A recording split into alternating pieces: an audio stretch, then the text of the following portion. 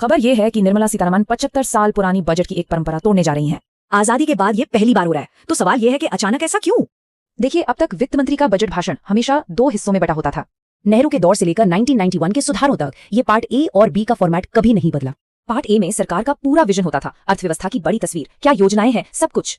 और part B वो पूरी तरह से टैक्स के बारे में था, मतलब एकदम टेक्निकल और आंकड़ों वाला हिस्सा। लेकिन अब इसी पार्ट बी में बहुत बड़ा बदलाव हो रहा है। अब ये सिर्फ टैक्स की बात नहीं रही। तो पहले जो पार्ट सिर्फ आंकड़ों की बात करता था, अब वो भविष्य का रोड मैप दिखाएगा। तो आखिर इस बदलाव की जरूरत क्यों पड़ी? ये सिर्फ फॉर्मेट बदलना नहीं है, ये एक सोची समझी रणनीति है। पहली वजह, भारत की बड़ी एम्बिशंस, 2047 तक विकसित भारत का लक्ष्य है। दूसरी वजह है दुनिया भर में चल रही अनिश्चितता, भारत को अपना प्लान दुनिया को बताना है।